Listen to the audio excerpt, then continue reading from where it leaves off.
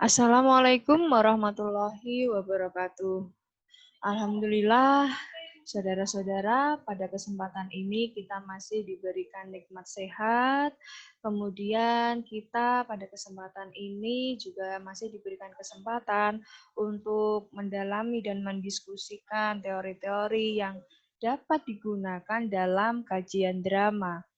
Saudara-saudara, untuk teori pertama kita akan mendiskusikan psikologi sastra.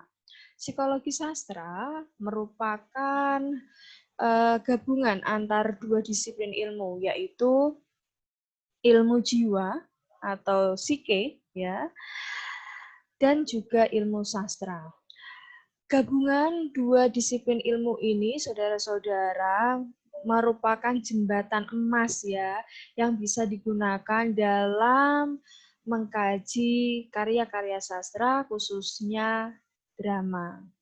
Nah, saudara, psikologi sastra seperti yang tertera dalam nama tersebut, ada unsur-unsur sastra, yaitu yang ada dalam drama, begitu ya, seperti tokoh, penokohan, setting, gaya cerita dan sebagainya, itu tetap dibahas.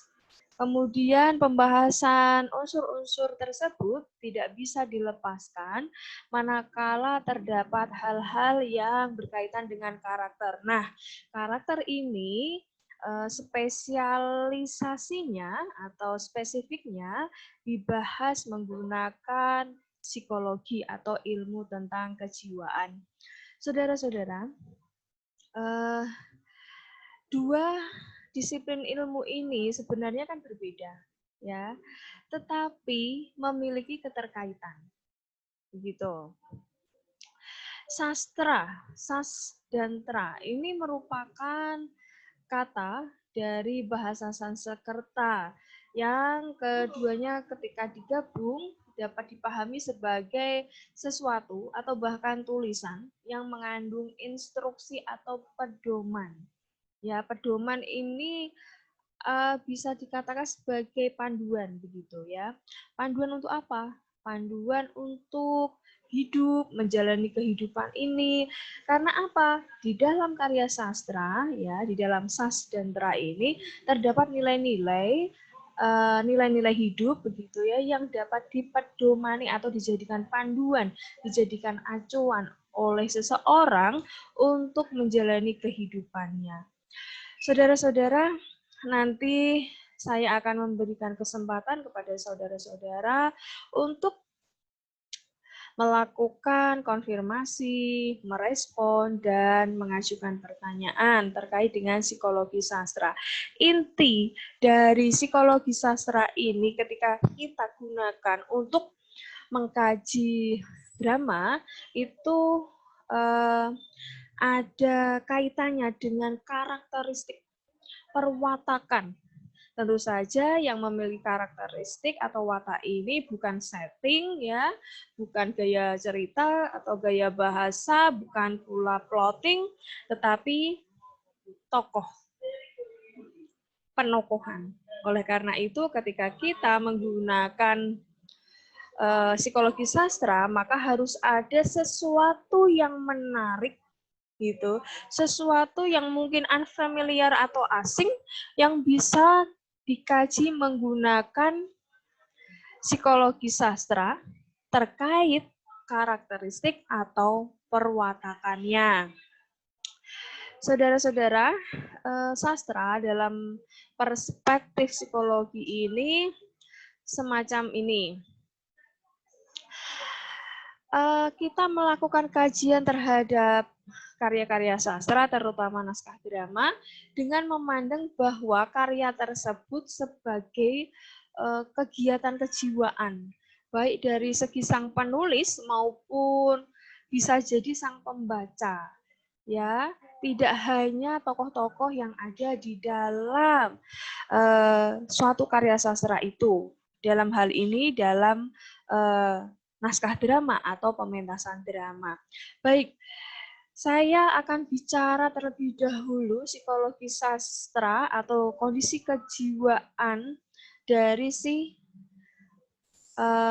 penulis atau pengarang begitu ya. Kejiwaan seorang penulis atau pengarang atau penulis naskah drama ya akan mempengaruhi karyanya. Seorang pembaca, saya ini ketika membaca suatu naskah atau menyaksikan suatu pementasan bisa mengetahui bagaimana karakteristik atau watak ya atau kondisi kejiwaan dari si pencipta karya ini. Ya. Bu, apakah bisa kita mendeteksi bahwa seorang penulis itu ya karya sastra mengalami gangguan kejiwaan? Misalnya dia autis, misalnya dia mengalami skizofrenia, atau dia memiliki watak yang keras, atau dia memiliki emosi yang tinggi, labil dan sebagainya. Saya jawab bisa. Bu, dari mana saya tahu, Bu? Hal yang paling mudah adalah dari dialog-dialog, dari hasil pikiran, dari perasaan yang tercermin dari tokoh-tokoh yang dia buat. Dari dialog-dialog yang ada di dalam naskahnya atau dari dialog-dialog yang kita bisa saksikan di atas pentas. Itu bisa. Bu, lalu apakah kita bisa mendeteksi bahwa orang ini merupakan orang yang memiliki dua muka atau bermuka dua gitu? Bisa, saudara-saudara. Melalui apa, Bu? Sudah saya sampaikan di awal bahwa bisa ditengarai dari dialog-dialog yang ada di dalam karyanya itu, dari diksi yang dipilih, ya. Kemudian bagaimana, Bu, dengan para pembacanya? Apakah kita bisa meneliti bahwa dengan psikologi sastra, kita bisa meneliti kondisi kejiwaan pembacanya nih. Jadi begini, saudara-saudara.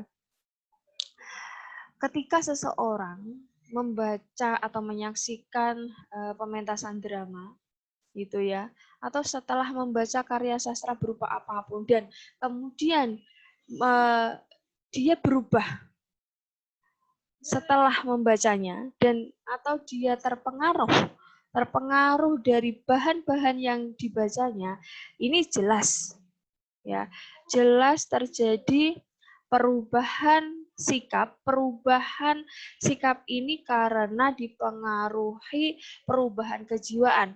Nah, perubahan kejiwaan ini dipengaruhi oleh bahan-bahan yang dibacanya, termasuk naskah drama dan termasuk pula pementasan drama yang disaksikannya.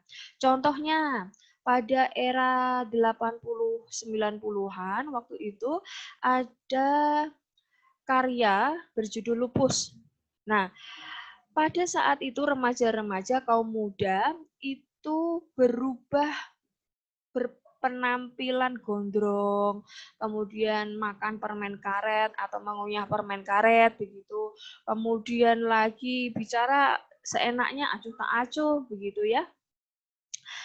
Karena apa? Tercermin tokoh Lupus ini di dalam karya-karya yang ditulis oleh Hilman begitu ya, dibaca oleh para pembaca, kemudian pembaca terpengaruh atas sifat sikap si Lupus ini.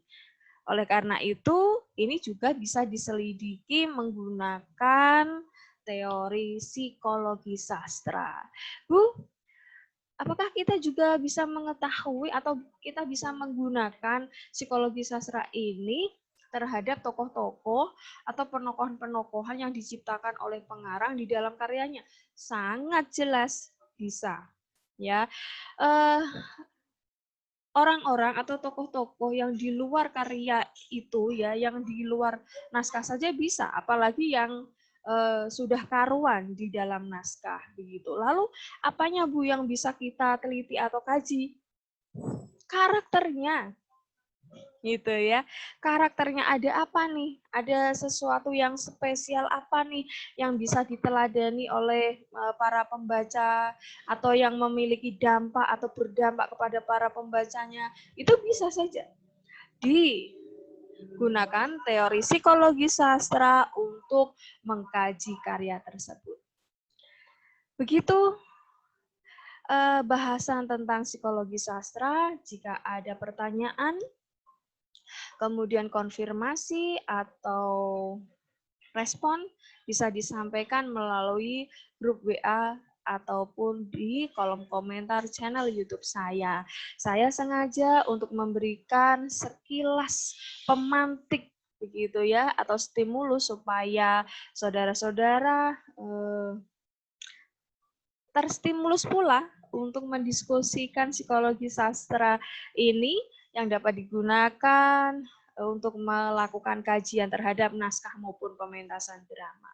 Demikian saudara-saudara, wassalamualaikum warahmatullahi wabarakatuh.